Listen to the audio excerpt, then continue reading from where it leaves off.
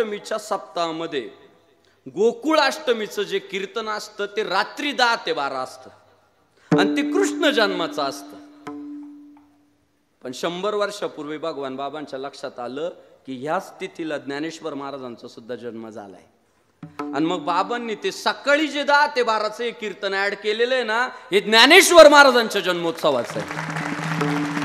मला तारखेसाठी आमच्या वारकऱ्यांनी फोन केला होता. हरिभक्तीपारायण कीर्तन केसरी अक्रूर महाराज साखरेच्या माध्यमातून बाबांनी केला होता.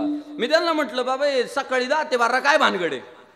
त्यांनी मला उत्तर दिलं ते भगवान बाबांपासून चालू आहे म्हणे गोकुळाष्टमीच्या दिवशी. त्याचं खरं उत्तर मला आज कळालं, आत्ता कळालं, या नारदाच्या गादीवर कळालं. महाराष्ट्रभरात आपले जेवढे सप्ताह होतात बाबा त्या सगळ्यांना आपण साथ घालू की गोकुळाष्टमीच्या दिवशी रात्रीचं 10 ते 12 कृष्ण जन्माचं झालंच पाहिजे. पण संत भगवान बाबांचा, संत भीमसिंह महाराजांचा आदर्श घेऊन गावागावातल्या गोकुळाष्टमीच्या सप्ताहात सकाळी 10 ते 12 पण झालं पाहिजे.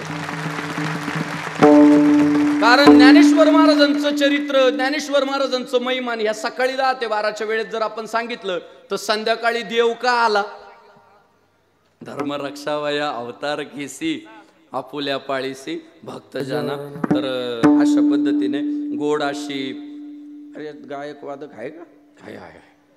गायनाचार्य हरिभक्तीपारायण भजन सम्राट श्री महादेव महाराज घुंगरड, भजन सम्राट प्रकाशजी महाराज कातकडे, भजन सम्राट किशोर महाराज शेळके, भजन सम्राट खामकर महाराज, भजन सम्राट राम महाराज पैठणकर, भजन सम्राट राम महाराज काटे, भजन सम्राट प्रभाकर महाराज केसभट, भजन सम्राट बळीराम महाराज आवटे, भजन सम्राट भाऊसाहेब महाराज पावसे, हरिभक्तीपारायण मृदंग सम्राट समाधान महाराज जाधव पंढरपूरकर, मृदंग सम्राट गणेश महाराज काटे, मृदंग सम्राट राम महाराज मुळे, मृदंग सम्राट कृष्णा महाराज, भागवत महाराज काळे, चंद्रकांत महाराज शिंदे, या सगळ्या मान्यवरांचे मनापासून धन्यवाद व्यक्त करतो. आजच्या या धर्मकीर्तनाच्या निमित्तानं आपल्या परिसरातील राजकीय क्षेत्रात विशेष कामगिरी केलेले सगळे राजकीय नेते मंडळी, गावचे सरपंच, उपसरपंच, सोसायटीचे चेअरमन, डायरेक्टर, विरोधी पक्ष नेते, आपल्या सर्वांचे मनापासून धन्यवाद.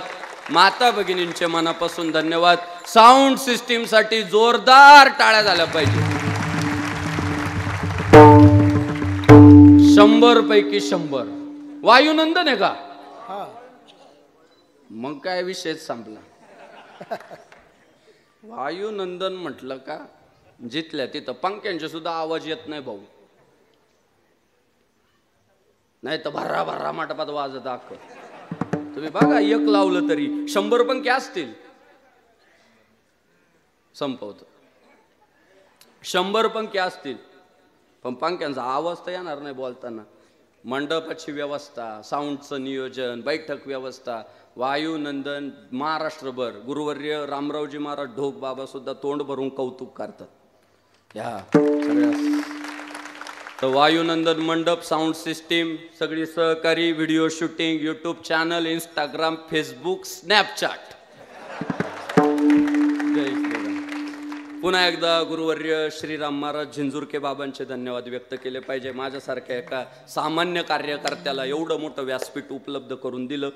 गावच्या सगळ्या मंडळींचे धन्यवाद व्यक्त करतो. एका सहाय्य करू